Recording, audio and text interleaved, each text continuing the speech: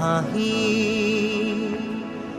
চেঁচা বতাহ জাকে দৰদি দৰদি হৃদয়ৰ খবৰ আনে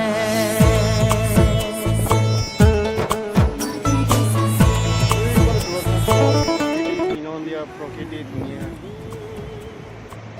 ইয়াৰ পানী গৈ মেলি ব্ৰহ্মপুত্ৰৰ মহামিলত গৈ মেলি নতুন দিশৰ উন্মোচন হৈ বংগোপসাগৰত পৰিছে।